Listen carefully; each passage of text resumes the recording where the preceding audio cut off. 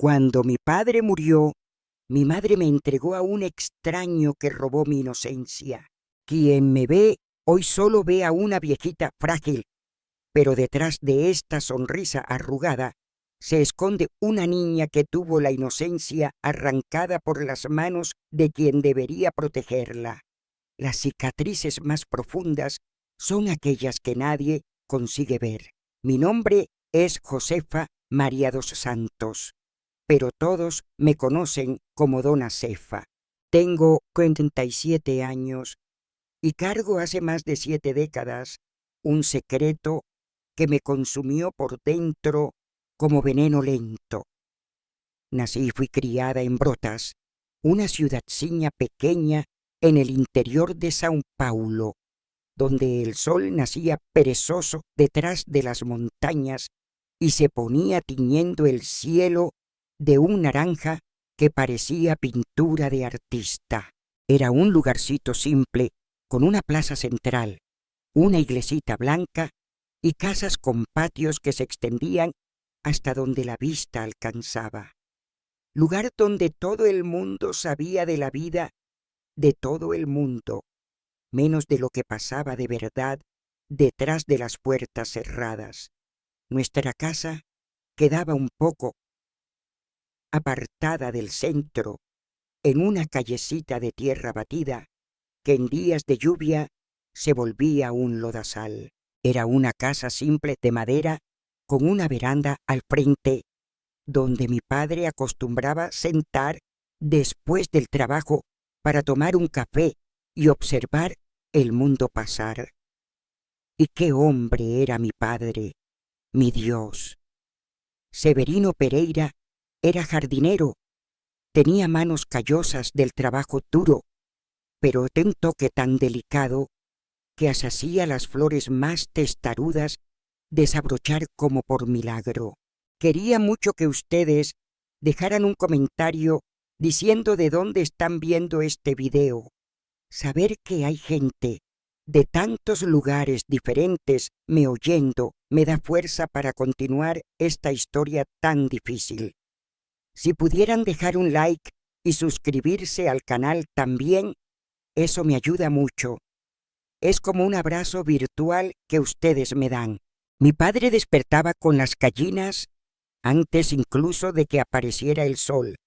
Lavaba el rostro en la palangana de aluminio que quedaba en el patio. Tomaba un café negro fuerte que él mismo hacía para no despertar a mi madre y salía para el trabajo silbando bajito. Cuidaba los jardines de las familias ricas de la ciudad, pero el jardín que él más gustaba era el de Dona Carmen, nuestra vecina de la casa grande que quedaba luego después de la curva. Dona Carmen era viuda, no tenía hijos y trataba a mi padre con un respeto que no todo el mundo tenía por un simple jardinero. En esa época, Severino, el señor no es jardinero, es un artista, ella decía, y los ojos de mi padre brillaban como estrellas. Él pasaba horas en aquel jardín, conversando con las plantas como si fueran gente, y ellas respondían creciendo más bonitas que en cualquier otro lugar. Yo tenía años cuando todo sucedió, pero recuerdo cada detalle como si fuera hoy. Antes de eso, mi vida era simple, pero feliz. Mi padre hacía cuestión de llevarme con él siempre que podía. Cefa es mi ayudante especial, él decía con orgullo cuando alguien preguntaba qué estaba haciendo yo allí. Aprendí con él la diferencia entre todas las flores, la mejor época para plantar cada una, cuánto de agua y sol ellas necesitaban. Las plantas son como personas, hija, él me enseñó, cada una necesita de un cuidado diferente para crecer fuerte. Mi madre, Josina, era otra historia. Desde que me entiendo por gente, ella tenía días malos, como mi padre llamaba, días en que no salía de la cama en que lloraba sin motivo, en que rompía cosas y gritaba con las paredes. Tu madre está enferma de la cabeza, Cefa. Mi padre me explicó cuando yo aún era pequeña de más para entender. Pero no es culpa de ella y la gente necesita tener paciencia.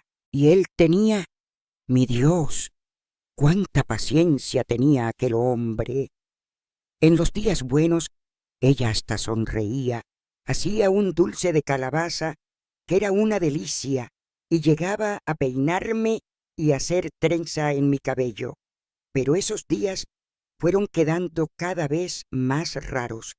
La mayor parte del tiempo, ella quedaba quieta en un rincón, con una mirada perdida, o entonces se irritaba por cosas a la nada.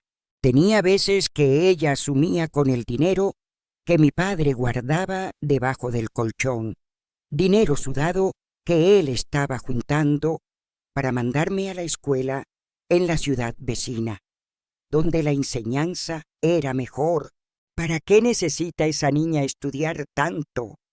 Va a terminar igual a mí mismo cuidando de casa, ella decía, y mi padre solo bajaba la cabeza y iba a trabajar más horas para juntar todo de nuevo. Tenía días que ella sumía con el dinero que mi padre guardaba debajo del colchón, dinero sudado que él estaba juntando para mandarme a la escuela en la ciudad vecina, donde la enseñanza era mejor. ¿Para qué necesita esa niña estudiar tanto? Va a terminar igual a mí mismo cuidando de casa, ella decía. Y mi padre solo bajaba la cabeza y iba a trabajar más horas para juntar todo de nuevo. Tenía días que ella gritaba conmigo como si yo fuera la culpable de todos sus males.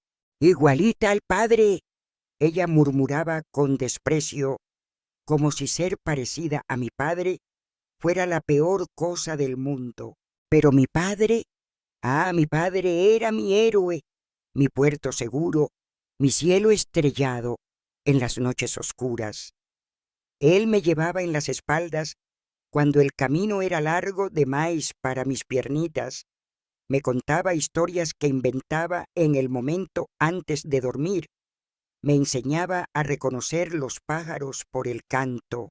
Un día tú vas a volar lejos, mi hija, él decía, más lejos de lo que yo jamás conseguí. Los domingos, nuestro día preferido, la gente despertaba tempranito e iba a pescar en el arroyo que daba nombre a la ciudad. Sentábamos lado a lado en la orilla, con los pies balanceando en el agua fresca, dividiendo un pedazo de pan con mantequilla que él traía enrollado en una servilleta. Eran los mejores momentos de mi vida, cuando el mundo parecía perfecto y yo creía que nada malo podría suceder. Mi padre tenía un jeitinho especial de hacer las cosas más simples pareceren mágicas. Cuando llovía fuerte y yo tenía miedo de los truenos, él me enseñaba a contar los segundos entre el relámpago y el ruido. Cada segundo es 1 kilómetro que la tormenta está lejos de nosotros, explicaba, y aquello viraba una brincadeira que espantaba el miedo. Cuando yo caía y me raspaba la rodilla, él soplaba el machucado 3 veces y decía que su soplo tenía poderes curativos especiales, y yo juro que el dolor pasaba en la misma hora. Cefiña, él siempre me llamaba así, con un cariño en la voz que hasta hoy ecoa en mis oídos. Promete a tu padre que tú nunca vas a perder ese brillo en los ojos, ese jeito de ver belleza en todo. Y yo prometía, sin saber que aquella promesa sería tan difícil de cumplir. Mi padre no era un hombre estudiado, mal sabía escribir el propio nombre, pero tenía una sabiduría que no se aprende en los libros. Él conocía los ciclos de la luna, Sabía cuando iba a llover, solo mirando al cielo, entendía el lenguaje silencioso de las plantas. Todo en la vida tiene su tiempo, hija, él me enseñó. No sirve querer apurar lo que necesita madurar despacio. Yo era hija única, fruto de un matrimonio que, por lo que entendí años después, nunca fue feliz de verdad. Mi madre casó porque quedó embarazada, mi padre casó por responsabilidad. Él intentó, Dios sabe cómo intentó hacer aquello dar cierto. Traía flores para ella, incluso sabiendo que acabarían arrojadas a la basura. Hablaba con ella con una paciencia de santo, incluso cuando ella lo trataba como si fuera menos que gente. Tu padre es un débil, mi madre me decía cuando estábamos solas. Un hombre que no tuvo valor de ir, aunque de aquí, de buscar cosa mejor. No entendía cómo ella podía decir aquello de alguien que trabajaba de sol a sol para no dejar faltar nada en casa.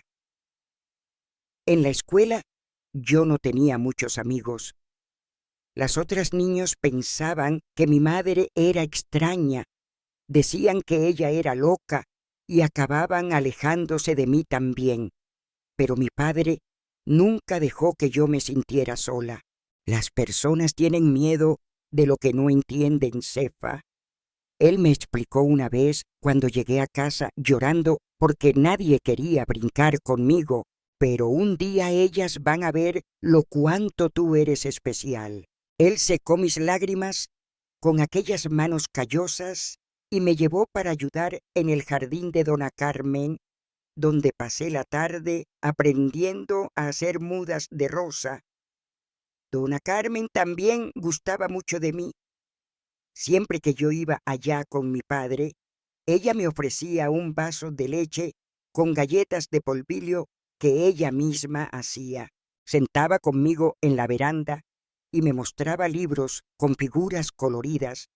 Me enseñaba palabras nuevas, me contaba historias de cuando era joven y había viajado para lugares que yo ni sabía que existían. Esa niña tiene una luz especial, Severino. Ella decía para mi padre, que sonreía con aquel orgullo que solo los buenos padres sienten. Ella percibió los problemas que teníamos en casa. Tenía días que yo llegaba ya con una marca morada en el brazo, de cuando mi madre me agarraba con fuerza, o con ojeras, de no haber dormido derecho, porque ella había pasado la noche teniendo uno de sus ataques, gritando y rompiendo cosas. Dona Carmen nunca preguntaba directamente, pero sus ojos preocupados decían todo. Ella comenzó a invitarme más veces, a enseñarme a leer y escribir mejor que en la escuela, a mostrarme que existía un mundo más allá de aquella nuestra vida pequeña. Y así fueron mis primeros 9 años de vida. Una danza constante entre la luz que mi padre traía y la sombra que mi madre proyectaba. Yo aprendiendo a pisar con cuidado, a leer los humores, a esconderme cuando necesario y a guardar para mí los secretos de nuestra casa, porque lo que sucedía entre aquellas paredes era asunto nuestro. Mi padre siempre decía, no necesitaba que la ciudad entera supiera que aquella mañana de jueves sería la última vez que vería a mi padre salir para el trabajo silbando bajito y prometiendo traer una sorpresa para mí en la vuelta. Si yo supiera, habría corrido hasta él, lo habría abrazado con toda la fuerza que mis bracitos flacos permitían, le habría dicho lo cuanto yo lo amaba. Pero la gente nunca sabe cuándo es la última vez, ¿no es verdad? La vida no nos avisa cuando va a arrancar de nosotros lo que tenemos de más precioso. Aquella mañana el cielo estaba más azul que de costumbre. Las cigarras cantaban como si estuvieran ensayando para un concierto, y había un perfume de dama de la noche en el aire, incluso no siendo hora de esas flores abrirse. Detalles que solo percibí después, como si la naturaleza estuviera intentando avisarme que algo importante estaba por suceder. Mi padre salió como todos los días, pero antes de ir, paró en la puerta, miró para atrás y sonrió para mí de un jeito diferente, un sonrisa que parecía guardar todos los secretos del mundo. Cuida de tu madre, Cefa, fueron sus últimas palabras, y no olvides nunca lo cuanto tu padre te ama. Acené despreocupada, sin saber que aquellas palabras quedarían grabadas en mi memoria para siempre, como un tesoro precioso que yo revisitaría en los momentos más oscuros que estaban por venir. Porque aquel mismo día, todo lo que yo conocía como vida iba a desmoronarse como un castillo de arena en la marea alta, y el monstruo que dormía dentro de mi madre finalmente mostraría su verdadera cara. Fue en una jueves de octubre de 1945 que mi mundo viró de cabeza para abajo. Recuerdo que el sol estaba casi poniéndose cuando golpearon en nuestra puerta. Yo estaba en la cocina intentando hacer un mingal de fubá del jeito que mi padre gustaba. Quería hacer una sorpresa para cuando él llegara del trabajo. Mi madre estaba acostada. Había sido uno de sus días malos. Cuando abrí la puerta, vi el rostro del don Joaquín, que trabajaba con mi padre en los jardines de las casas grandes. Don Joaquín nunca fue hombre de muchas palabras, pero aquel día parecía que había tragado la propia lengua. Quedó allí parado, el sombrero en las manos, rodando entre los dedos como si quisiera perforar el fondo de él. Sucedió una cosa con tu padre, niña. Él finalmente dijo, la voz embargada. Él cayó en el jardín de dona Marlene, no se levantó más. Al comienzo no entendí derecho. Pensé que mi padre había tropezado, lastimado la pierna, algo así. Pero cuando vi los ojos de don Joaquín anegados, percibí que era más grave. Su corazón paró, Cefa. Fue muy rápido. Él ni sufrió. El doctor dijo que fue un ataque fulminante. Las palabras entraron en mis oídos, pero no hacían sentido en mi cabeza. ¿Cómo así mi padre había muerto? Papá, que aquella mañana mismo me había dado un beso en la frente y prometido traer una sorpresa. No podía ser verdad. Sentí mis piernas flaquear. El suelo parecía que había desaparecido debajo de mis pies. Mi padre había muerto. Mi padre, mi héroe, mi protector, mi mejor amigo. ¿Cómo iba a vivir sin él? Don Joaquín dijo que necesitaba avisar a mi madre. La llamé, pero ella no respondió. Tuve que ir hasta el cuarto, tirarla de la cama. Mamá, don Joaquín está aquí, es sobre papá. Ella abrió los ojos, irritada por haber sido despertada, y fue hasta la sala arrastrando los pies, amarrando el ropón descolorido en la cintura.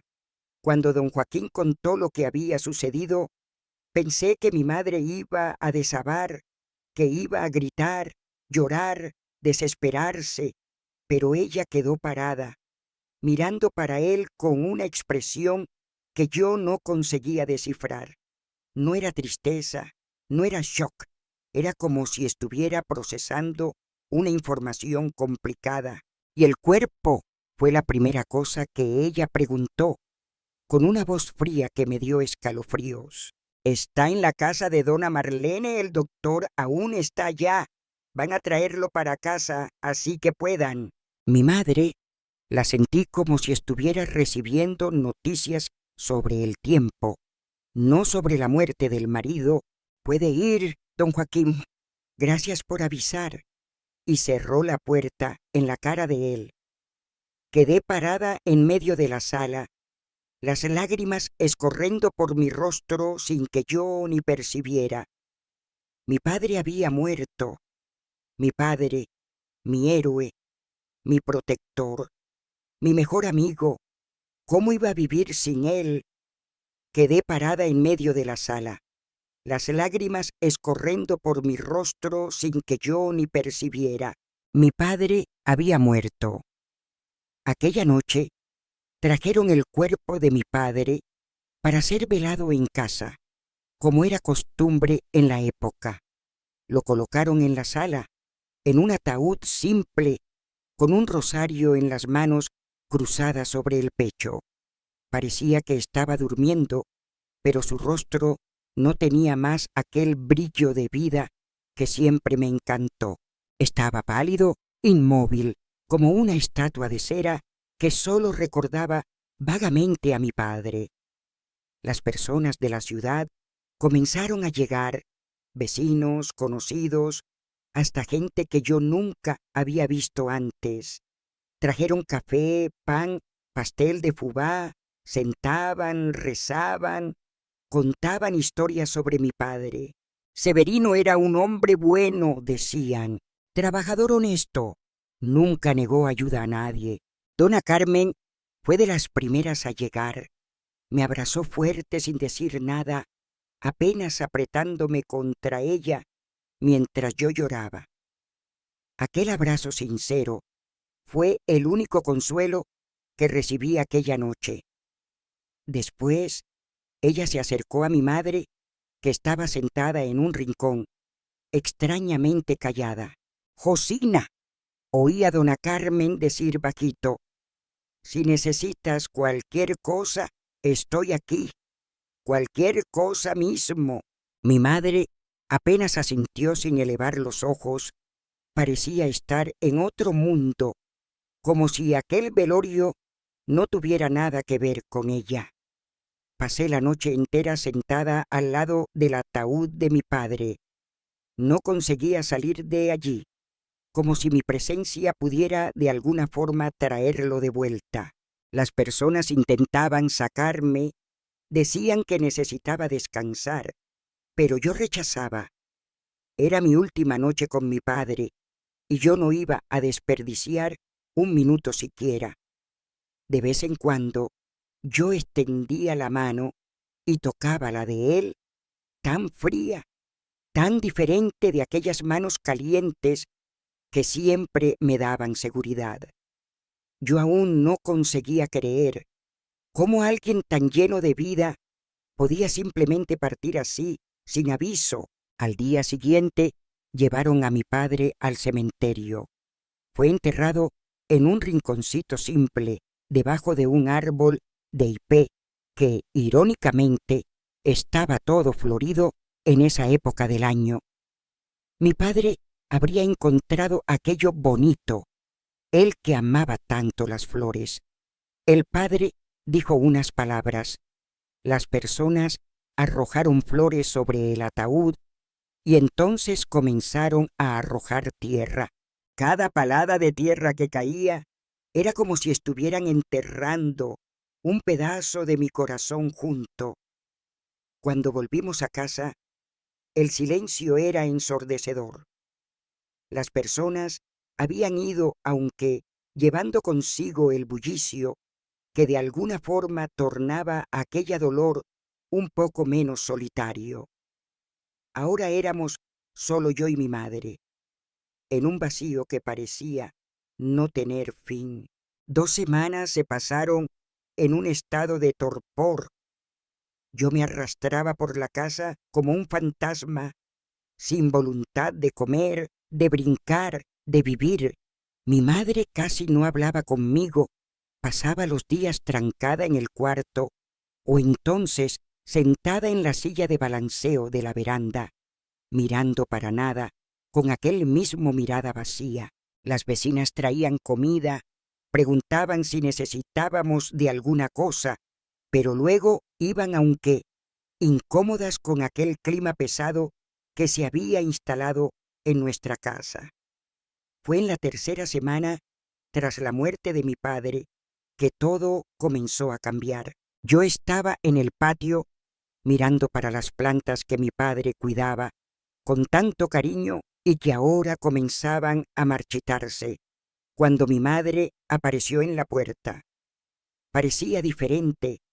Había una energía extraña en ella, un brillo en los ojos que yo nunca había visto antes. «Ven acá, Cefa». Ella me llamó con una voz que intentaba ser dulce, pero que sonaba falsa a mis oídos. Obedecí, con aquel apretón en el pecho que yo siempre sentía cuando ella usaba ese tono.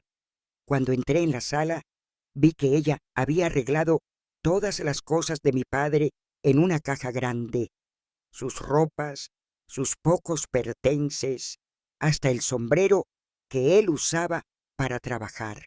«¿Qué la señora está haciendo?», pregunté, sintiendo un miedo crecer dentro de mí.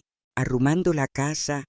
No necesitamos más de esas cosas», ella respondió, como si estuviera hablando de trastos viejos, no de los recuerdos de mi padre. «Pero mamá, son las cosas de papá», protesté, las lágrimas ya volviendo a mis ojos.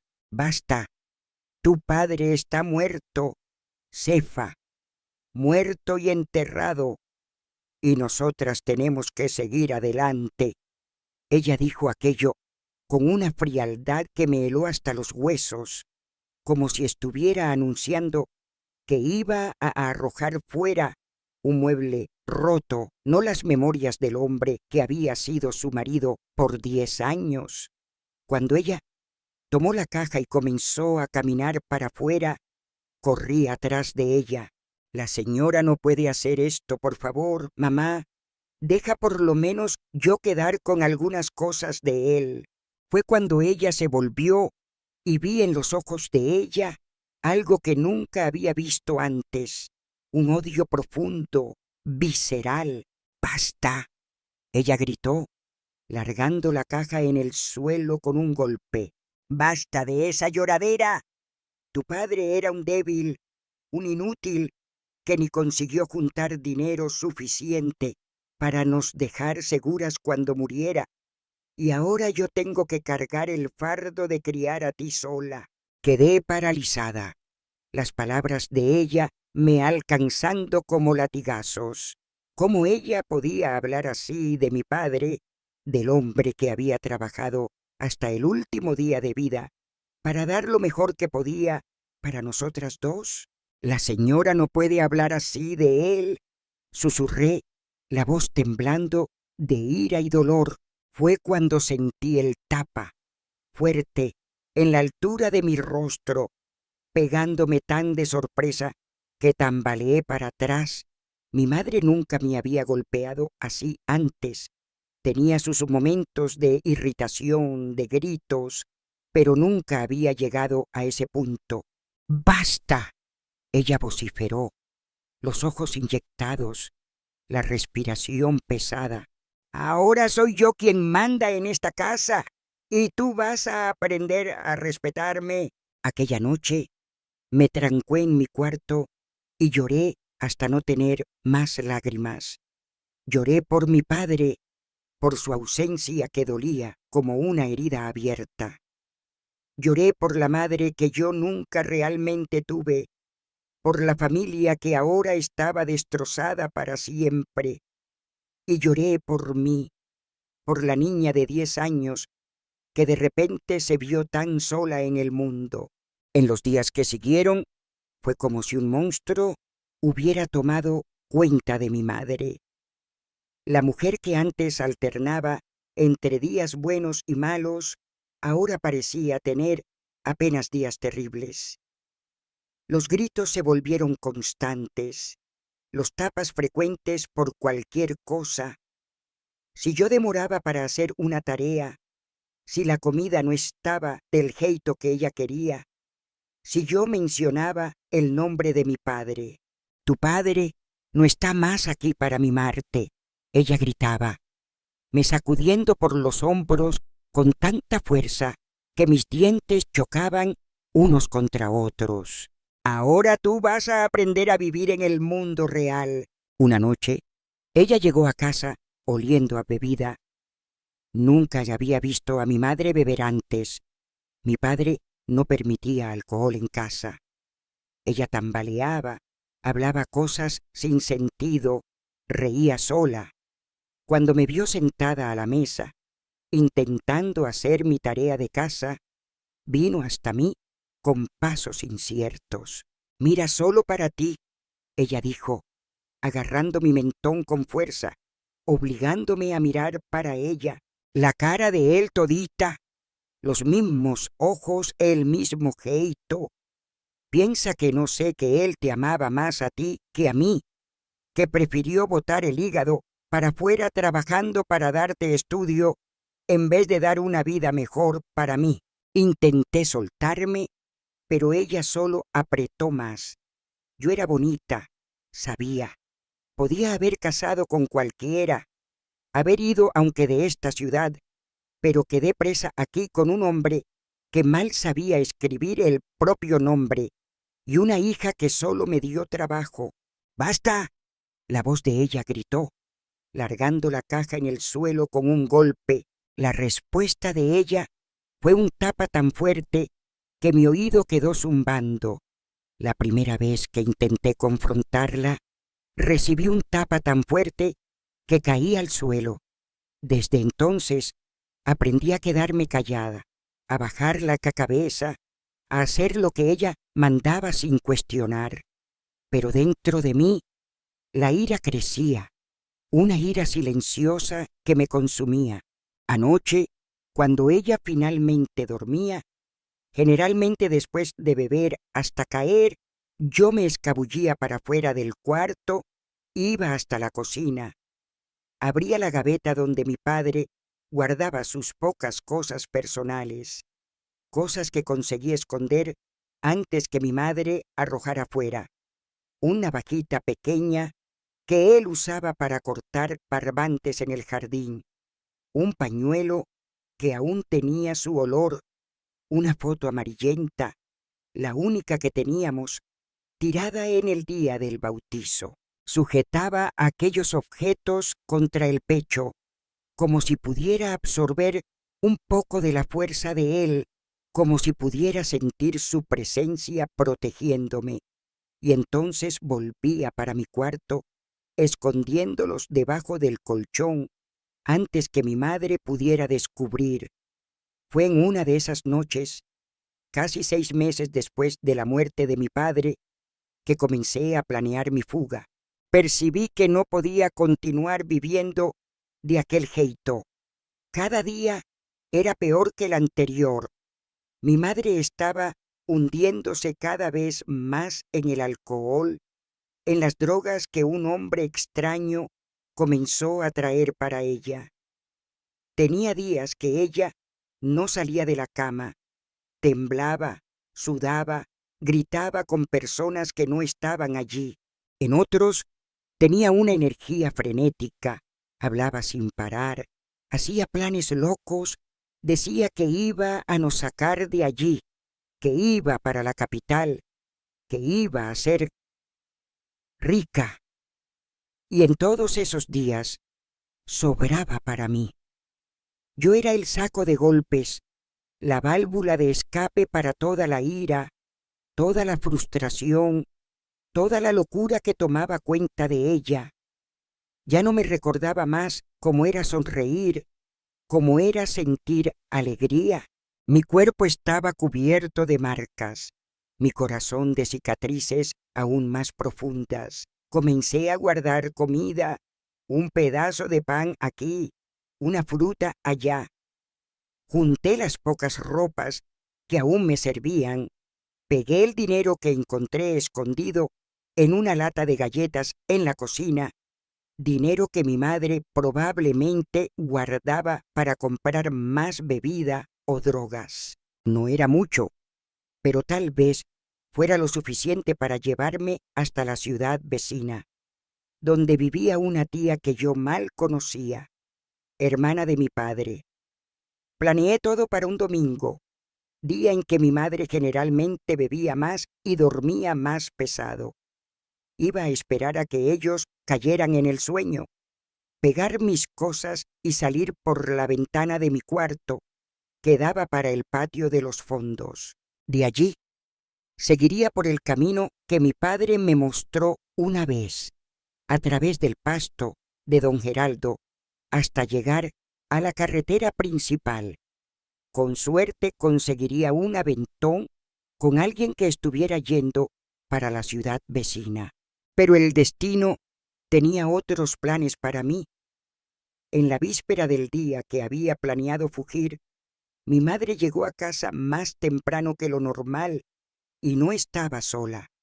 Trajo con ella a un hombre que yo nunca había visto antes, alto, flaco, con una mirada que me dio escalofríos, así que posó en mí. «Esta es mi hija», ella dijo, presentándome como si yo fuera un objeto. «Cefa, saluda a don Manuel. Él va a quedar con nosotras por unos tiempos». Tragué en seco, sintiendo un nudo en la garganta. Había algo depredatorio en el jeito como aquel hombre me miraba, como su lengua pasaba por los labios cuando me medía de arriba abajo.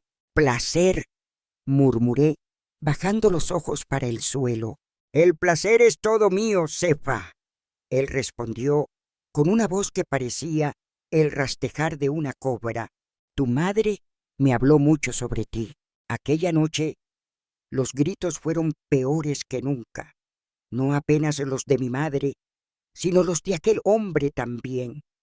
Oí ruidos de muebles siendo arrastrados, vidrios rompiéndose, risas extrañas y después silencio, un silencio pesado, opresivo, que me dejó aún más aterrada que los gritos. De madrugada, cuando todo parecía calmado, oí la puerta de mi cuarto abriéndose lentamente. Fingí que estaba durmiendo, el corazón latiendo tan fuerte que tenía certeza que podía ser oído. Sentí el olor de bebida y cigarro antes incluso de sentir el peso en el colchón a mi lado. Y entonces una mano pesada sobre mi boca. «Quietita», la voz de don Manuel susurró en mi oído. «No queremos despertar a tu madre, ¿verdad?» Lo que sucedió después fue tan terrible que mi mente, para protegerse, borró muchos detalles. Recuerdo del peso de él sobre mí, del dolor, del miedo paralizante. Recuerdo de intentar gritar, pero su mano callosa tapaba mi boca con tanta fuerza que mal conseguía respirar. Recuerdo de las lágrimas escorriendo por mi rostro, de mis ojos fijos en la ventana donde conseguía ver un pedacito del cielo estrellado. Pensé en mi padre, pensé que si él estuviera vivo, nada de esto estaría sucediendo. Él me habría protegido, habría mantenido los monstruos lejos, pero mi padre no estaba más allí, y yo estaba sola, con los monstruos que habían invadido nuestra casa. Cuando finalmente terminó, cuando él salió de mi cuarto, cerrando la puerta silenciosamente detrás de sí, me enrollé debajo de las cobijas y lloré. Lloré hasta no tener más lágrimas, hasta que mi cuerpo dolorido cayera en un estado de dormencia que no era bien sueño, sino una fuga temporal de aquella realidad insoportable. Al día siguiente, mal conseguía andar, mi madre no parecía notar, o si notó, no se importó. Estaba ocupada además con su nuevo amigo, riendo alto en la cocina mientras preparaba un café d'amañá que olía mejor que cualquier cosa que ella había hecho en los últimos meses. «Ven a comer, Cefa». Ella llamó como si fuera un día normal, como si nada hubiera sucedido, como si no hubiera entregado a la propia hija a un predador. Me senté a la mesa, los ojos bajos, incapaz de mirar para cualquiera de ellos. Sentí la mirada de don Manuel sobre mí, aquella misma mirada predatoria de la noche anterior. Sentí náuseas, pero me forcé a tragar un poco de café para no llamar atención. Hoy tú vas a limpiar la casa toda, mi madre anunció, como si estuviera dándome una buena noticia. Don Manuel gusta de una casa arreglada, ¿no es verdad, Manuel? Ellos asintieron, pasando la mano por el cabello oleoso. Gusto sí, Josina, y también gusto de una niña que sabe obedecer. El doble sentido de aquellas palabras no me escapó, incluso con mis 10 años recién completados. Entendí en aquel momento que el pesadelo de la noche anterior no había sido un evento aislado, era el comienzo de algo mucho peor. Cuando ellos salieron, después del café, fueron a comprar cigarro, dijeron. Corrí para el patio y vomité todo lo que había conseguido tragar. Después, con las piernas trémulas y el corazón latiendo descompasado, entré en casa de nuevo y fui directo para mi cuarto. Pegué la truza que ya tenía preparada para mi fuga, coloqué dentro de ella las pocas recuerdos de mi padre que tenía conseguido salvar y salí por los fondos. No podía esperar hasta domingo, no podía pasar más una noche en aquella casa. Incluso si no consiguiera llegar hasta mi tía, incluso si tuviera que dormir en el mato, sería mejor que quedar allí esperando al monstruo volver. Pero no llegué ni hasta el final del patio. Mi madre y don Manuel estaban volviendo. Vilos virar la esquina. Corrí de vuelta para casa, escondí la truxa debajo de la cama y fingí que estaba limpiando el cuarto como ella había mandado. Aquella fue sin duda la peor semana de mi vida. Cada noche traía el mismo horror, el mismo desespero. Durante el día, mi madre me trataba ora con indiferencia completa, ora con una crueldad calculada, me forzando a trabajar hasta el agotamiento, me humillando delante de don Manuel, me golpeando por cualquier motivo o sin motivo alguno.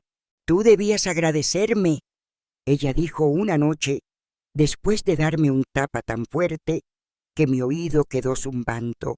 Manuel gusta de ti, él puede nos sacar de esta miseria, puede nos llevar para la ciudad grande, pero para eso tú tienes que agradar a él, ¿entendiste? Entendí perfectamente. Mi propia madre estaba vendiéndome, sacrificándome por lo que pensaba que sería una vida mejor. El amor que ella nunca realmente sintió por mí se había transformado en algo mucho peor, una indiferencia tan profunda que permitía que ella cerrara los ojos para el sufrimiento de la propia hija. Fue el domingo, día en que yo originalmente había planeado fugir, que todo llegó al ápice.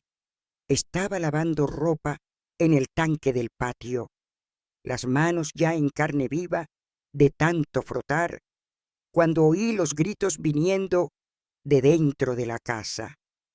Mi madre y don Manuel estaban discutiendo algo sobre dinero, sobre él haber prometido dar a ella más de lo que estaba dando.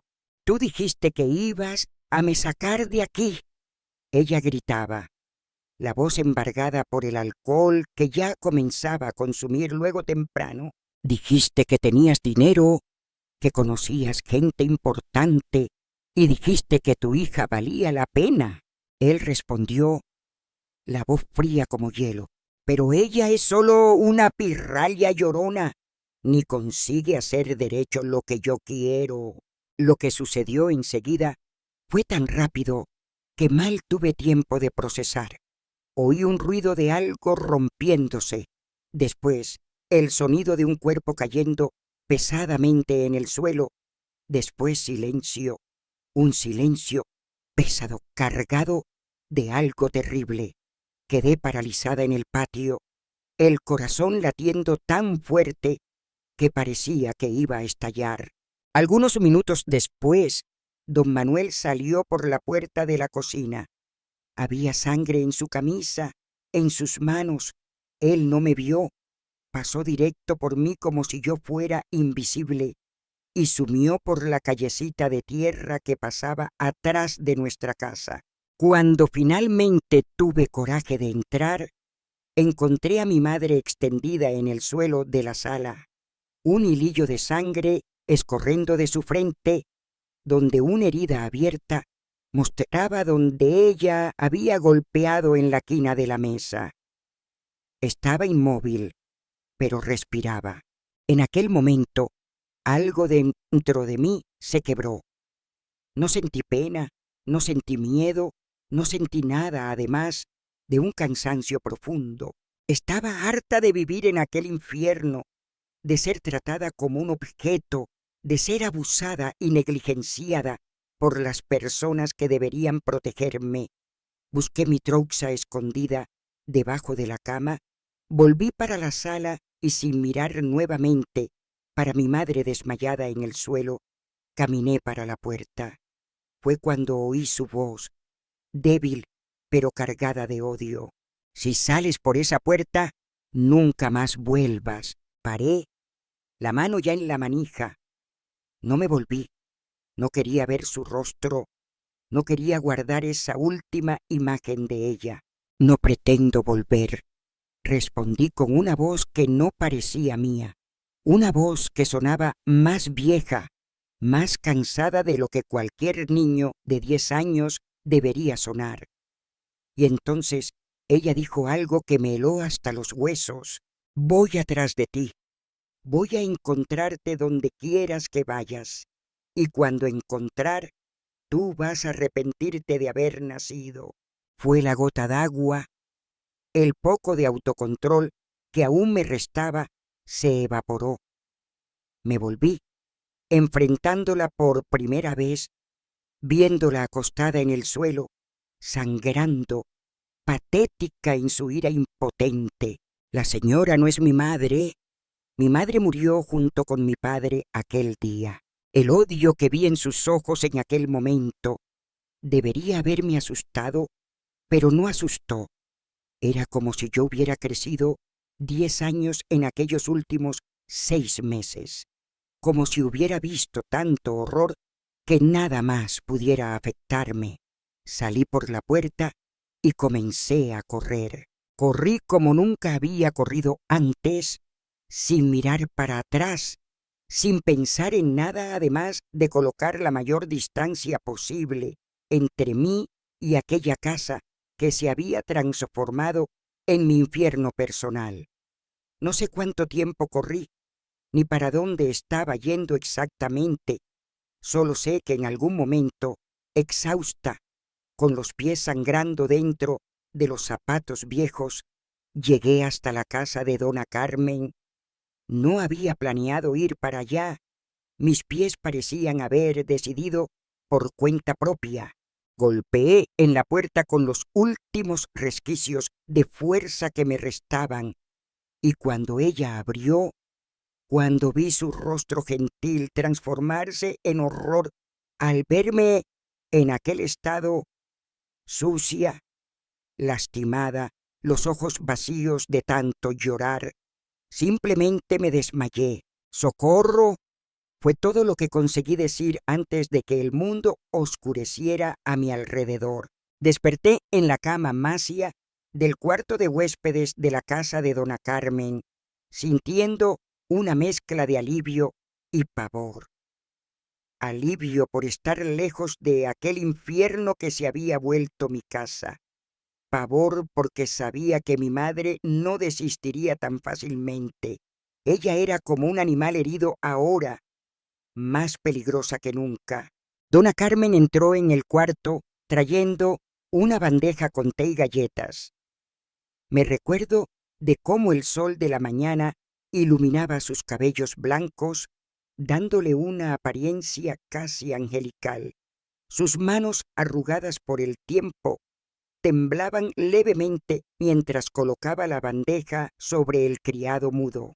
«Cefa, mi querida, necesitamos conversar», ella dijo, sentándose en la orilla de la cama. Y entonces, con una gentileza que yo raramente había experimentado en la vida, explicó que había llamado a la policía, que había contado sobre los daños, que un médico vendría a examinarme. El pánico me consumió, no porque temiera que no creyeran en mí, sino porque sabía lo que significaba exponer aquella historia. Todos en la ciudad sabrían, todos mirarían para mí y verían no a la Cefa, hija de Severino jardinero, sino a la niña abusada, la coitadiña, la víctima.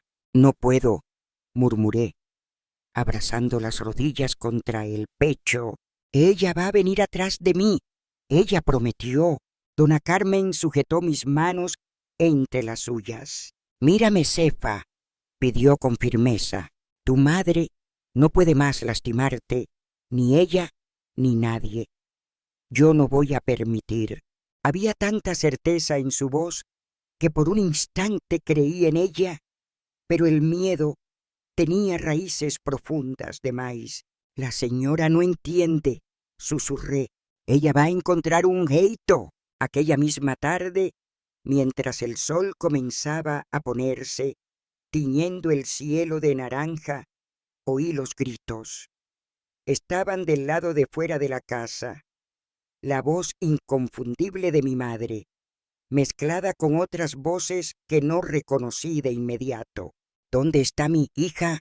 Quiero mi hija de vuelta.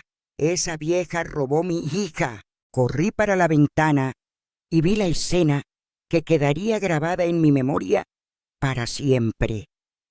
Mi madre, desgreñada, con las ropas sucias y rasgadas, gritando en el portón de la casa de dona Carmen. Al lado de ella estaba don Manuel, sujetándola por el brazo como si temiera que ella hiciera alguna locura. Y al frente de ellos, barraando la entrada, estaban el delegado y 2 policías. «La señora está detenida, Josina», oí al delegado decir con una voz firme.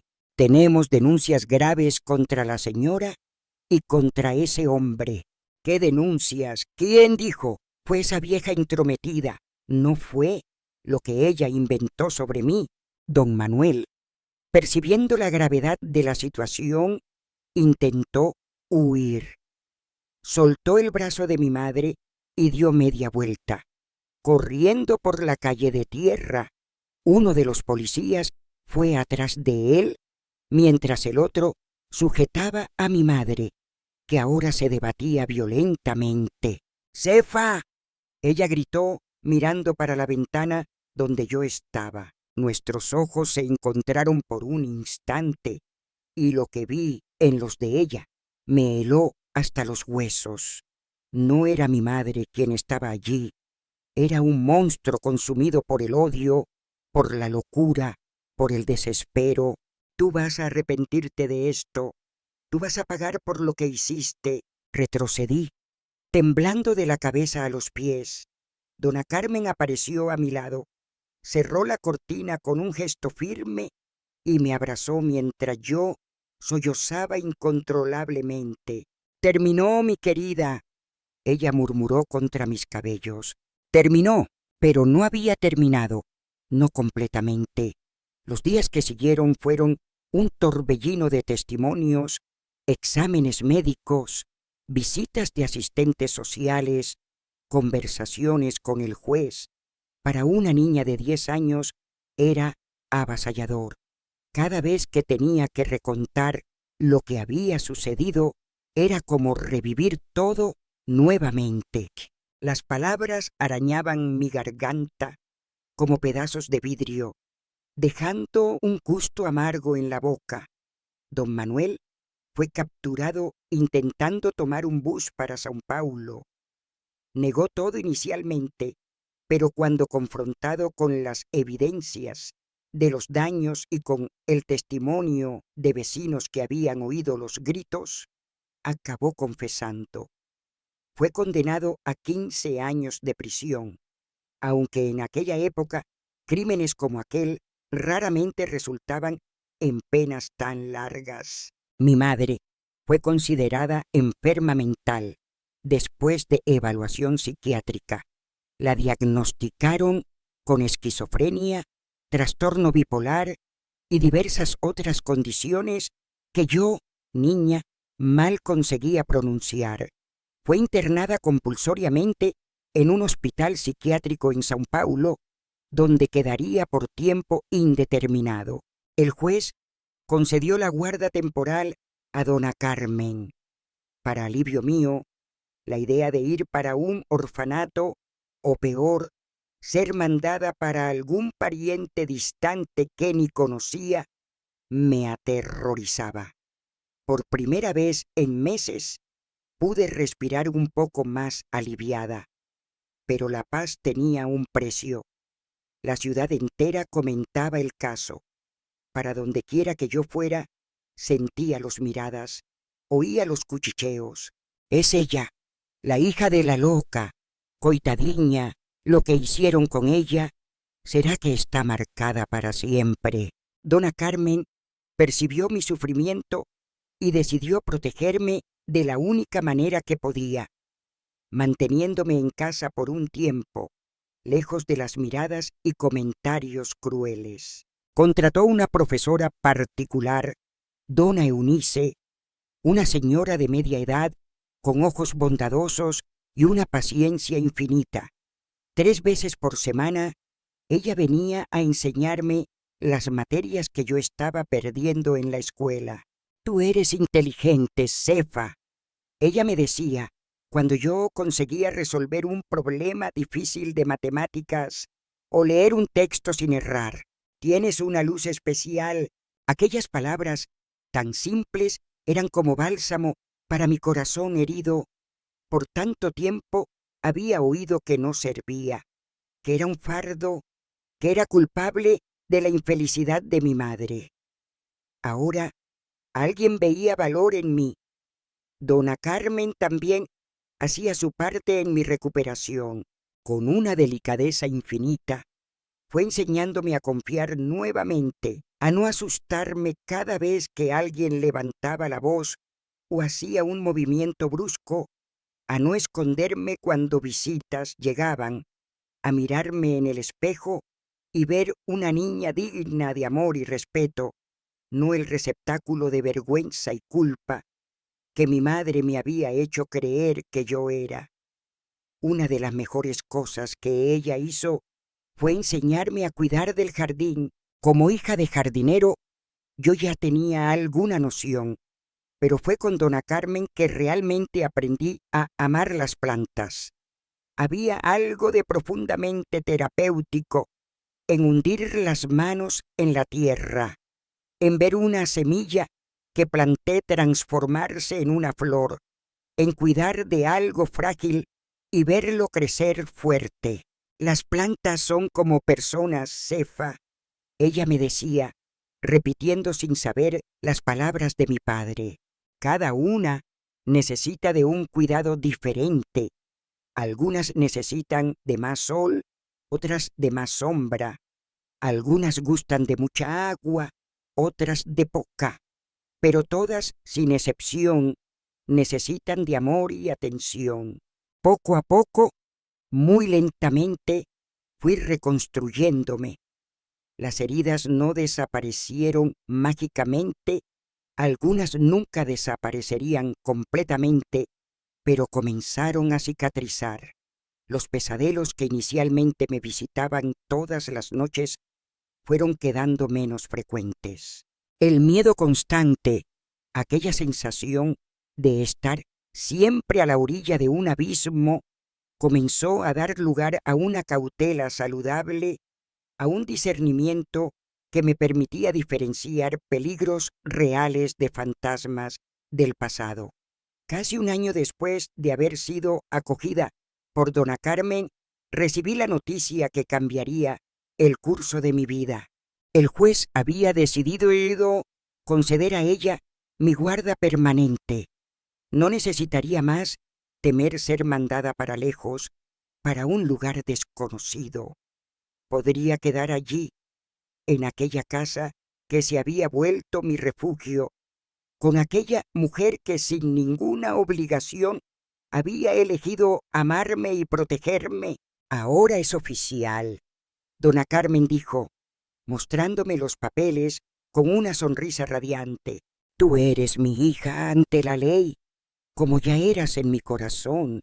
Lloré, pero por primera vez en mucho tiempo fueron lágrimas de alivio, de alegría, de gratitud. Abracé a aquella señora frágil que se había vuelto mi puerto seguro y prometí a mí misma que un día, cuando fuera adulta, haría por otros niños lo que ella estaba haciendo por mí. En mi aniversario de 11 años, Dona Carmen preparó una pequeña fiesta. Apenas nosotras dos, Dona Eunice y Lucía, una niña de mi edad que vivía 2 casas adelante y que, a pesar de saber de mi historia, nunca me había tratado diferente por causa de eso. Había un pastel de chocolate, mi preferido, balones coloridos y hasta regalos. Cosas simples, pero elegidas con tanto cariño que me hicieron sentir la persona más especial del mundo. Fue en ese día que decidí que quería volver a la escuela. Estaba cansada de esconderme, de dejar que el miedo dictara mi vida. Quería ser una niña normal, con amigos, con una rutina, con sueños más allá de las paredes de la casa de Dona Carmen. ¿Tienes certeza, mi querida?, ella preguntó, preocupación evidente en sus ojos bondadosos. Sabes que los comentarios pueden continuar, que puede ser difícil al comienzo. Tengo, respondí con una firmeza que sorprendió a nosotras dos. No puedo quedarme escondida para siempre, y además, añadí con una pequeña sonrisa, tengo a usted para volver al final del día. Mi retorno a la escuela fue exactamente como esperábamos. Difícil. Los miradas, los cuchicheos, las preguntas indiscretas, todo estaba allí.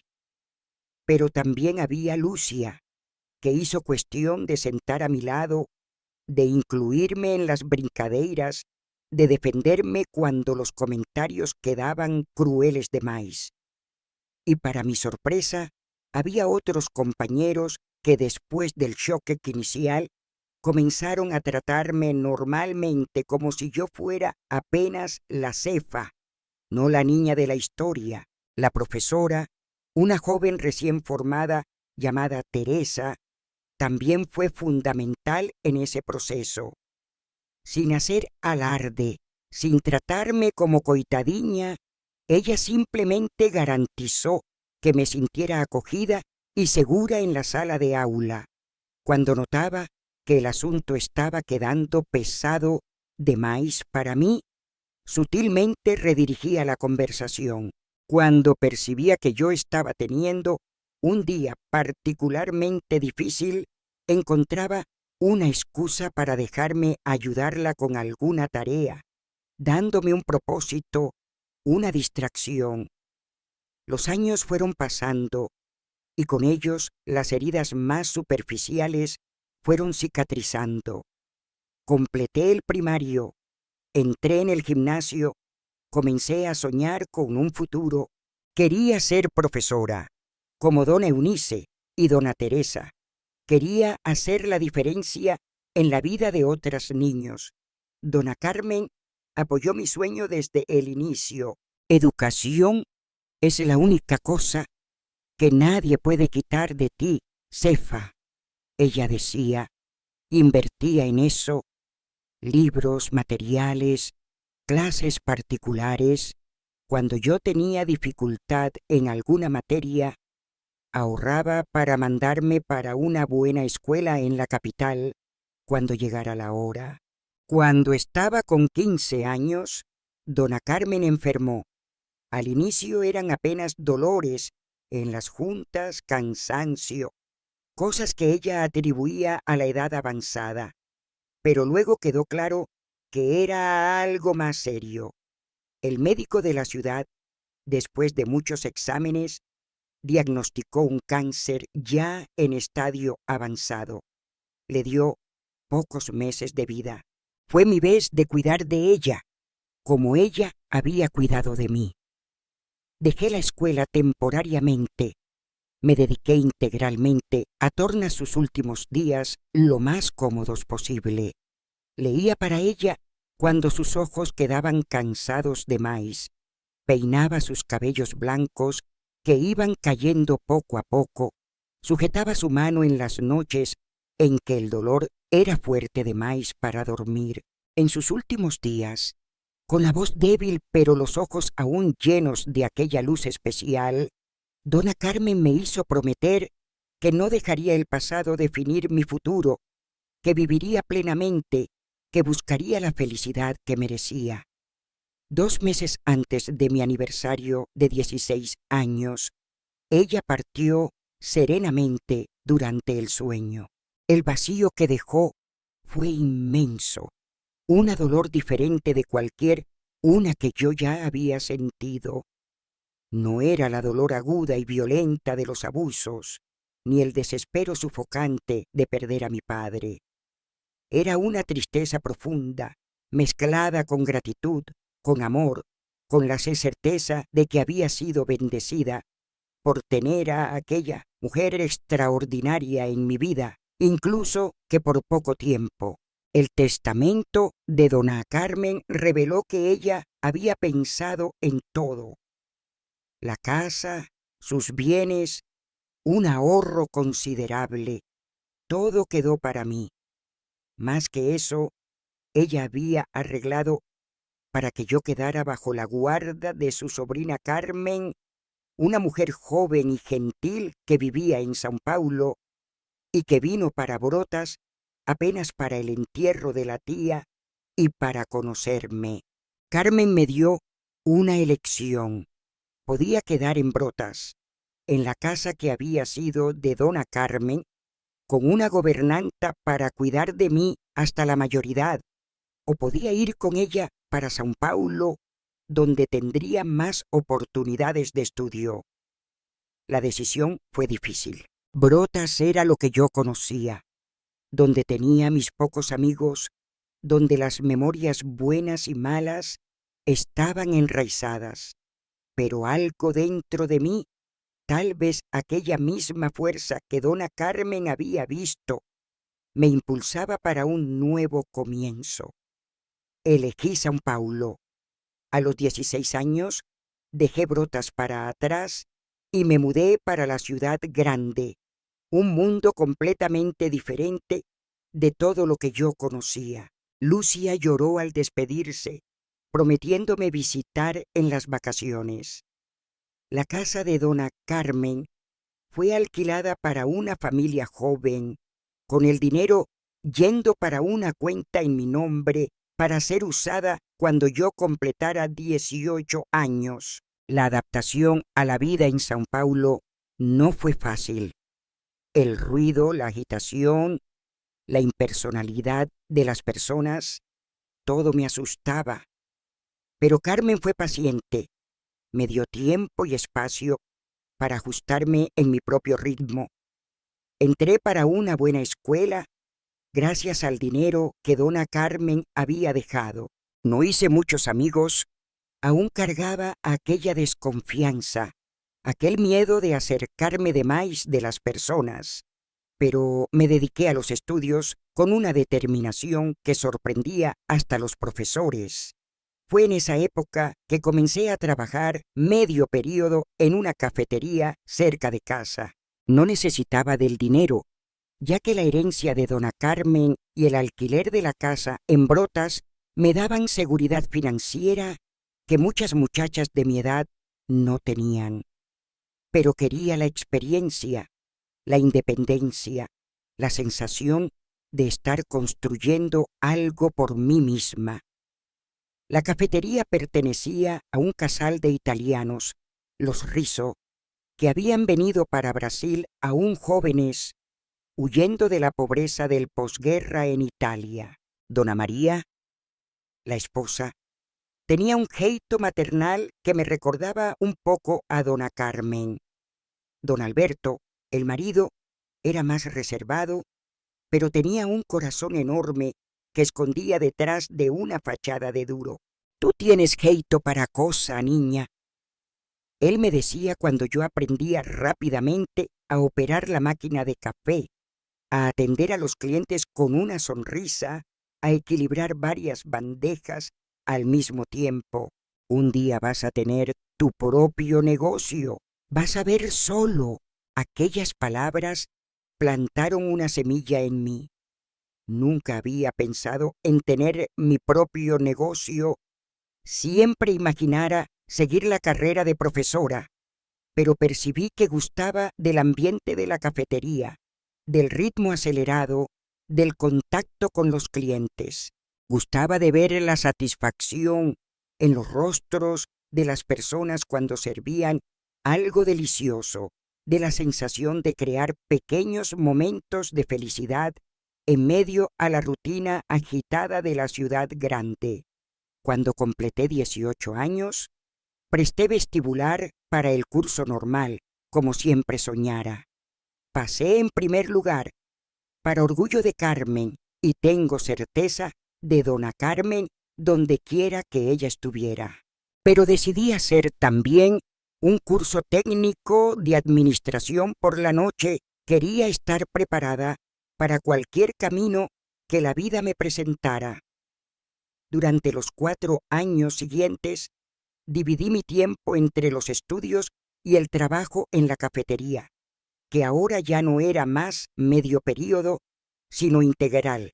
Los Rizzo me habían promovido a gerente, confiando en mí para abrir y cerrar el establecimiento, para lidiar con los proveedores, para entrenar a los nuevos empleados.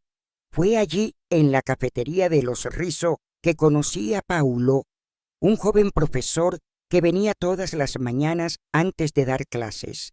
Él siempre pedía lo mismo: café negro sin azúcar y un pan de queso.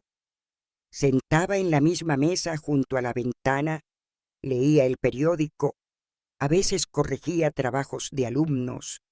Nuestra historia comenzó de forma lenta, gradual. Primero apenas sonrisas educadas mientras yo servía su café. Después, breves comentarios sobre el tiempo, sobre alguna noticia en el periódico que él estaba leyendo. Un día, él olvidó un libro en la mesa, El Pequeño Príncipe, una edición antigua con las páginas ya amarillentas. Guardé para devolver al día siguiente. «Es mi libro favorito», él dijo cuando lo entregué, una sonrisa iluminando su rostro de un gesto que hizo mi corazón saltar una batida. Lo que sería de él estar siempre en peligro de ser olvidado por una rosa, débese cativar, respondí sin pensar, citando otro pasaje del libro. Sus ojos se dilataron de sorpresa y placer. «Tú leíste, muchas veces también es mi favorito». Fue el inicio de muchas conversaciones sobre libros, sobre películas, sobre sueños y miedos. Paulo era diferente de cualquier hombre que yo ya había conocido. Gentil sin ser débil, fuerte sin ser intimidador, gracioso sin ser cruel. Poco a poco, sin que yo percibiera, las murallas que había erguido alrededor de mi corazón comenzaron a presentar pequeñas rachaduras. Demoré a percibir que estaba enamorándome, y cuando percibí, el miedo casi me paralizó.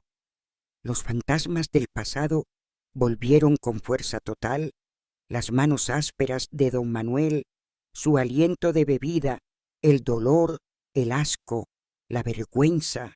¿Cómo yo podría amar a alguien después de todo eso? ¿Cómo podría confiar en un hombre lo suficiente para dejarlo acercarse? La primera vez que Paulo me invitó a salir, un simple convite para asistir a una pieza de teatro, casi rechacé. Pero entonces recordé la promesa que había hecho a dona Carmen: vivir, amar, dejarme ser amada. Nuestro noviazgo fue lento, respetuoso, cada paso dado con cuidado y consideración.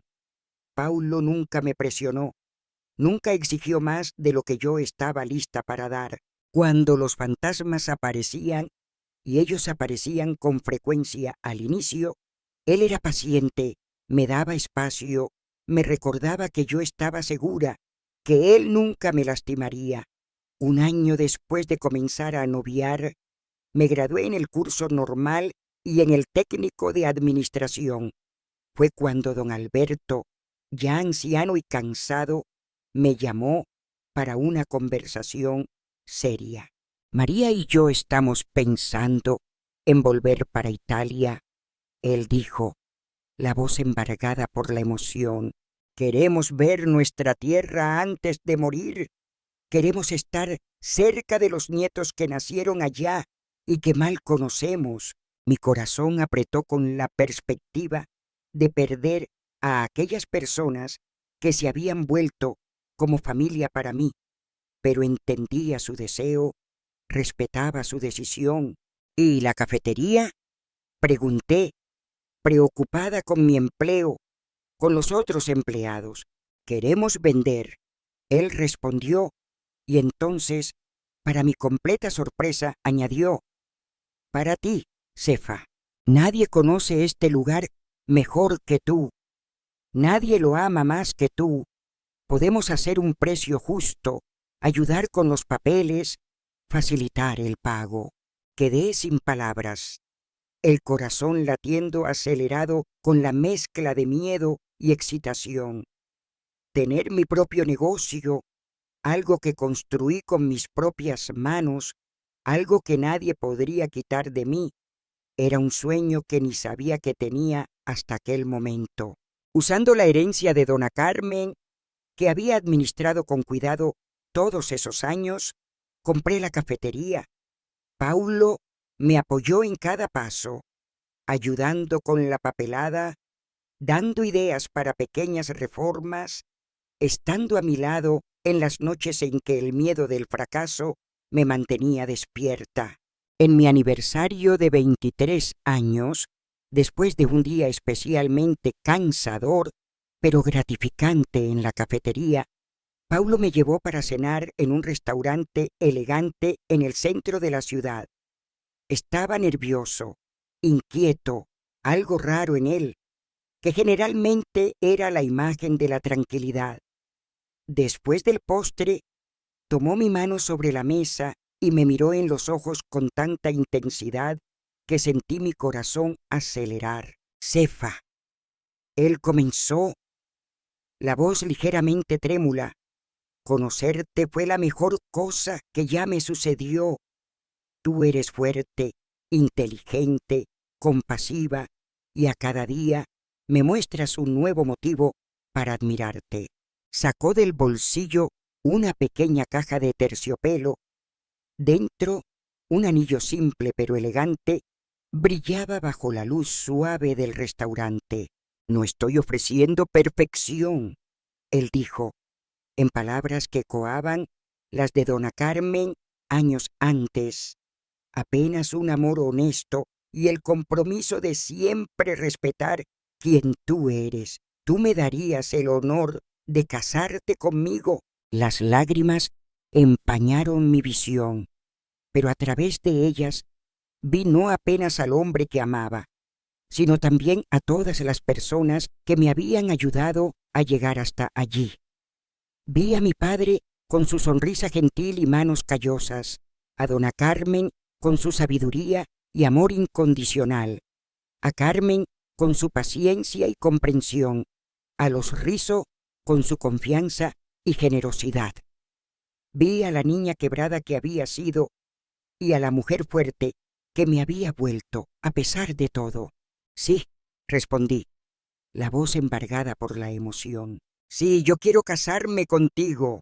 Nos casamos 6 meses después, en una ceremonia simple en la misma iglesia donde mi padre había sido enterrado tantos años antes. Carmen estaba allí, claro, radiante por verme finalmente encontrando la felicidad que merecía. Los Rizzo vinieron especialmente de Italia para la ocasión, trayendo como regalo un conjuntito de tazas de porcelana para café.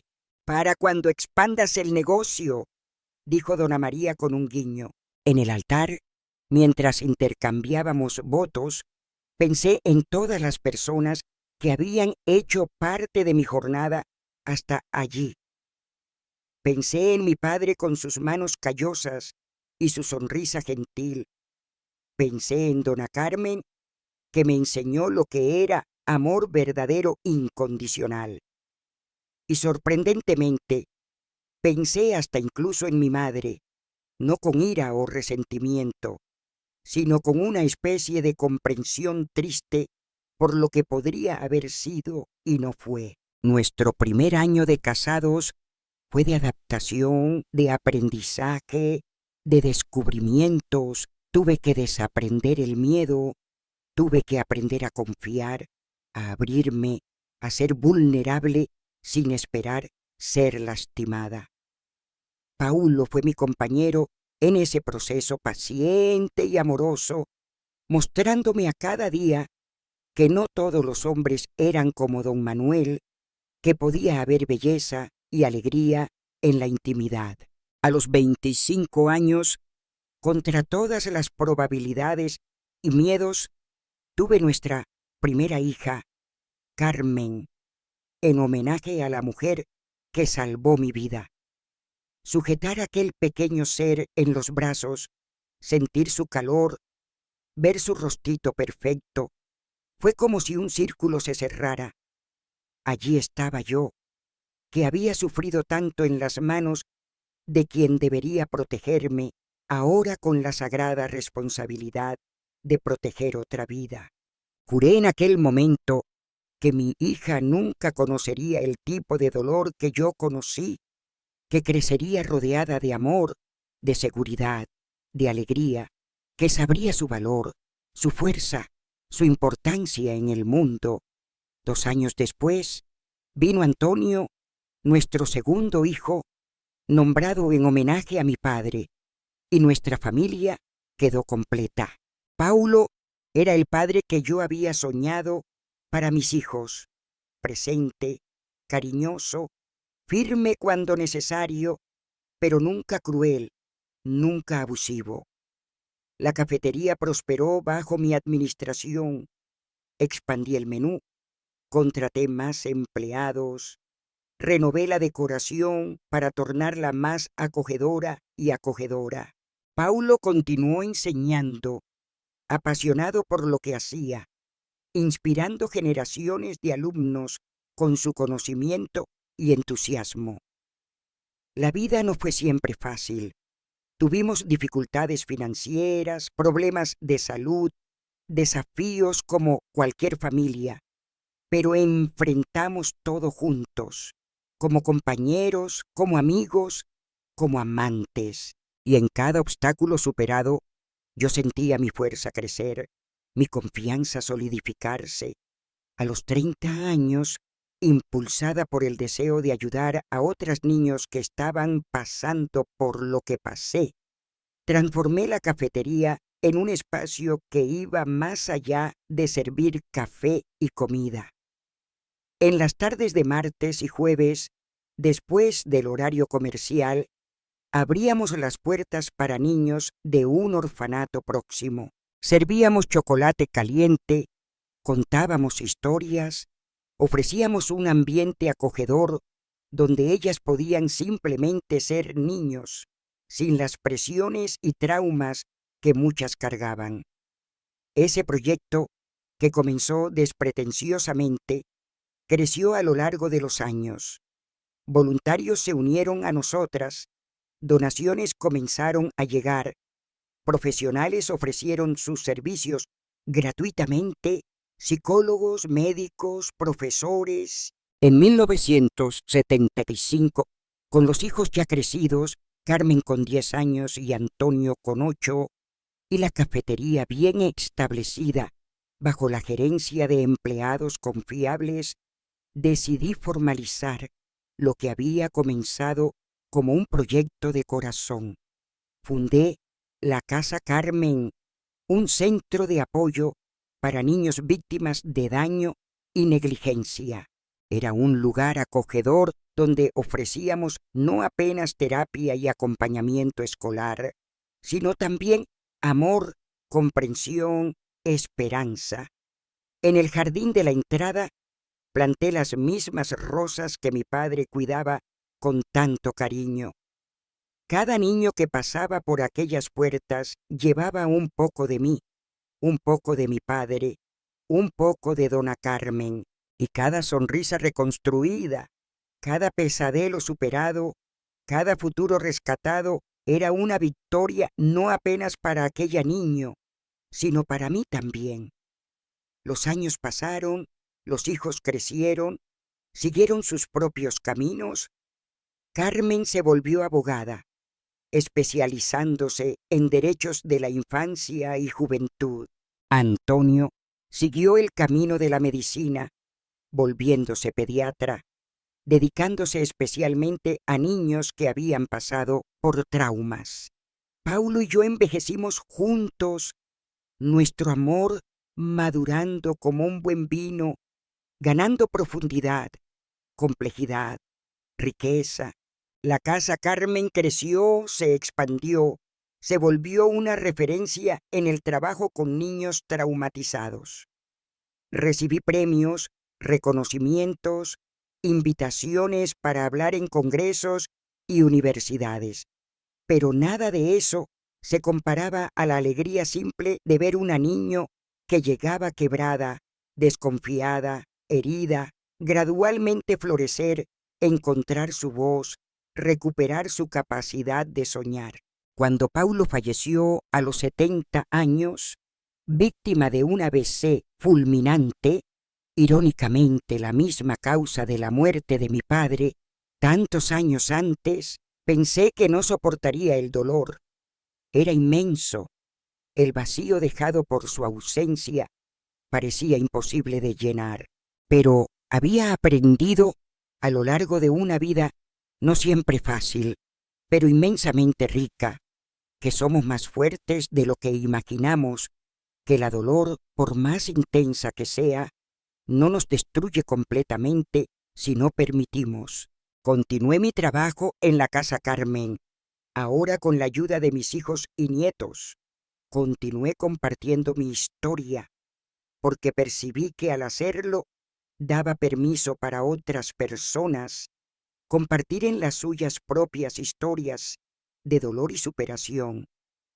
Y ahora, a los 87 años, miro para atrás y veo no apenas el dolor, el sufrimiento, las pérdidas, sino también la resiliencia, el amor, las victorias. Veo una vida que, a pesar de haber comenzado en las sombras más oscuras, encontró su camino para la luz. No cargo más vergüenza, no cargo más culpa. Cargo cicatrices, sí, ellas son parte de quien soy, testigos de lo que sobreviví, medallas de una guerra que casi me destruyó, pero no consiguió. Podría haberme vuelto amarga, resentida, cerrada para el mundo. Podría haber permitido que el mal que me hicieron definiera quién yo era, quién yo sería, pero elegí otro camino. Elegí transformar dolor en propósito. Elegí ser para otros lo que dona Carmen fue para mí, una luz en el fin del túnel, una mano extendida, una chance de recomenzar. Hoy, cuando miro en los ojos de mis nietos, cuando veo a los bisnietos corriendo por el jardín de la casa que Paulo y yo construimos con tanto amor, siento una gratitud tan profunda que mal consigo expresar en palabras. gratitud por haber sobrevivido, gratitud por haber encontrado personas que me ayudaron a reconstruir no apenas mi vida, sino mi capacidad de confiar, de amar, de soñar. Aún sueño con mi madre a veces, no con la mujer destruida por la enfermedad mental y por el odio que me persiguió en aquellos últimos meses, sino con la mujer que ella podría haber sido si hubiera recibido ayuda a tiempo, si hubiera conseguido vencer sus propios demonios. Despierto de esos sueños no con miedo o ira, sino con una tristeza tranquila por lo que podría haber sido y no fue. Supe muchos años después que ella murió en aquel mismo hospital psiquiátrico donde fue internada, sin nunca haber recibido alta. No fui al entierro, no por rencor, sino porque a aquella altura ella ya era más una extraña para mí que la mujer que me dio la luz. Pero encendí una vela por ella, recé para que hubiera encontrado la paz que nunca conoció en vida. En cuanto a don Manuel, él cumplió apenas 7 de los 15 años de su sentencia, siendo liberado por buen comportamiento, algo común en aquella época para ese tipo de crimen. Desapareció después de eso, sumió en el mundo. Por muchos años temí que un día él pudiera encontrarme, lastimarme nuevamente, pero con el tiempo percibí que el verdadero poder que él tenía sobre mí no estaba en la posibilidad de encontrarme físicamente, sino en el miedo que yo alimentaba. Y cuando dejé ese miedo ir, aunque fue como si él también hubiera desaparecido completamente de mi vida. Gracioso cómo la vida da vueltas, ¿no es? La niña asustada que un día huyó por aquellas calles de tierra, sangrando y llorando, sin saber para dónde ir, hoy es una señora de cabellos blancos, rodeada de amor, respetada en la comunidad, con una familia grande y unida, con un legado de esperanza y cura para cientos de niños que pasaron por la Casa Carmen a lo largo de las décadas.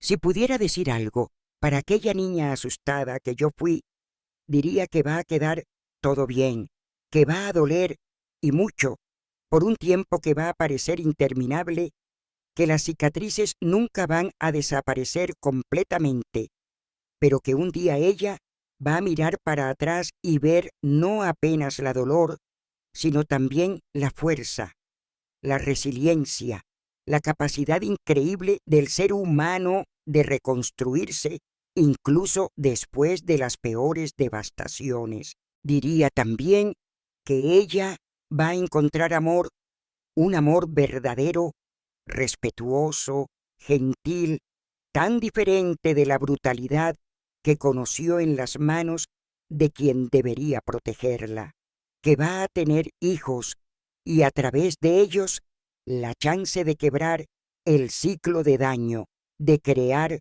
una nueva historia para su familia, que cada vez que abrace a los hijos, cada vez que los proteja, cada vez que los muestre lo que es amor verdadero, estará curando no apenas el futuro, sino también su propio pasado.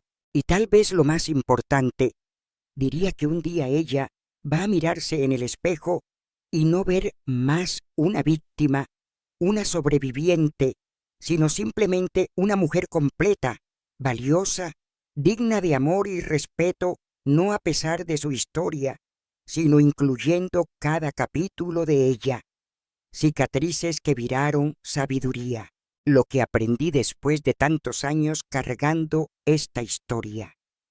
Si hay una cosa que aprendí en mis 87 años de vida, es que el sufrimiento por sí solo no enseña nada. Es lo que hacemos con él que determina si nos destruirá o nos fortalecerá. Es la forma como lo encaramos, como lo procesamos, como lo transformamos, que hace toda la diferencia. Para quien está viendo este video y tal vez esté pasando por su propio valle de sombras, me gustaría compartir algunas lecciones que la vida me enseñó. No son grandes revelaciones, no son fórmulas mágicas, son apenas pequeñas verdades que fui recogiendo a lo largo del camino como quien recoge flores silvestres a la orilla de la carretera. Primera lección: el tiempo no cura todas las heridas, pero nos enseña a vivir con ellas. Hay dolores que nunca desaparecen completamente, traumas que quedan con nosotros de una forma o de otra por el resto de nuestras vidas. Pero con el tiempo aprendemos a cargar esos fardos de manera diferente. Ellos se vuelven más ligeros, menos invasivos, menos definidores de quién somos. Segunda lección: perdonar no significa olvidar o justificar. Durante mucho tiempo pensé que perdonar a mi madre o a don Manuel significaría de alguna forma disminuir la gravedad de lo que hicieron, decir que estaba todo bien cuando claramente no estaba. Pero con el tiempo entendí que el perdón no era para ellos, era para mí. Era soltar el peso del odio, de la ira, del resentimiento que yo cargaba, no porque ellos merecieran, sino porque yo merecía paz. Tercera lección: somos más fuertes de lo que imaginamos.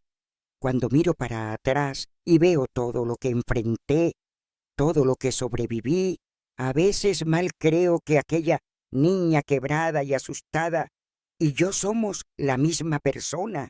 Todos nosotros tenemos dentro de nosotros una fuerza que solo descubrimos cuando somos empujados para más allá de nuestros límites, cuando no tenemos elección sino seguir adelante o desistir completamente. Cuarta lección: nunca subestime el impacto de un acto de bondad. Dona Carmen no tenía ninguna obligación de acogerme, de luchar por mí, de darme un hogar y una chance de recomenzar.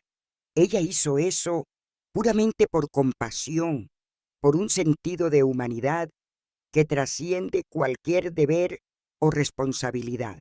Y ese único acto de bondad cambió completamente el curso de mi vida. Nunca sabemos cuántas vidas podemos tocar, cuántos destinos podemos alterar con un simple gesto de amor genuino. Quinta lección: la cura no es un destino, es un viaje. No existe un punto en que podamos decir, listo, ahora estoy curada. La cura sucede en capas, en ciclos, en espirales que a veces nos llevan de vuelta a lugares que pensábamos ya haber superado. Y está bien, cada vuelta en la espiral nos encuentra un poco más fuertes, un poco más sabios, un poco más gentiles con nosotros mismos. Sexta lección: nuestra historia no nos define, pero nos moldea. Por mucho tiempo intenté huir de mi pasado, fingir que aquella niña abusada no era yo, que aquella historia terrible había sucedido con otra persona. Pero eventualmente entendí que aceptar mi historia no significaba ser derrotada por ella, significaba reconocer su influencia en la persona que me volví, sin permitir que ella dictara quién yo podría ser. Séptima lección: la familia no es apenas aquella en que nacemos, sino también aquella que elegimos y que construimos a lo largo de la vida. Mi familia de sangre me falló de la peor manera posible, pero encontré familia en Dona Carmen, en Paulo, en los amigos que hice a lo largo del camino, en los niños que ayudé en la casa Carmen. Lazos de amor, respeto y cuidado mutuo son mucho más fuertes y significativos que meros lazos de sangre. Octava lección: ayudar a otros a curar nos ayuda a curar a nosotros mismos. Cada vez que extendía la mano para un niño que había pasado por experiencias semejantes a las mías, cada vez que veía el miedo en sus ojos ser gradualmente sustituido por confianza y esperanza, una pequeña parte de mí también se curaba. Hay una magia poderosa en transformar nuestra propia dolor en algo que alivia la dolor de los otros. Novena lección. Es posible amar profundamente, incluso después de haber sido profundamente herido. Por mucho tiempo pensé que nunca sería capaz de amar o ser amada de verdad, que estaba quebrada de más, dañada de más. Pero el amor encuentra un jeito. Él se infiltra por las rachaduras, llena los espacios vacíos, ilumina los rincones oscuros, y cuando finalmente nos permitimos recibirlo, descubrimos que nuestras cicatrices no nos hacen menos dignos de amor. Por el contrario, ellas son parte del mapa que nos trajo hasta aquí. Décima y última lección. Nunca es tarde de más para recomenzar. Cada mañana es una nueva oportunidad. Cada respiro, una nueva chance. Mientras haya vida, hay capacidad de cambiar, crecer, transformar.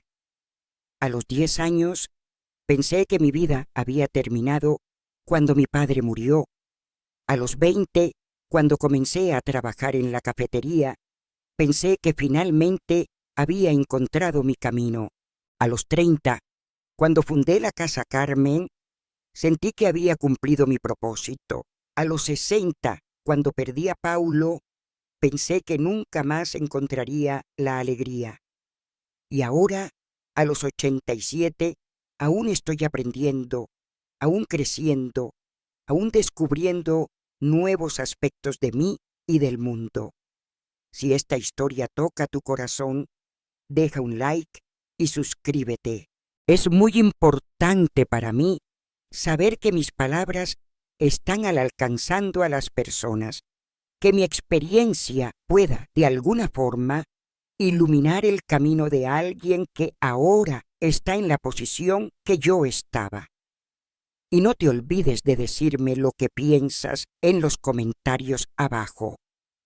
Palabras de fe y esperanza para comenzar bien el día.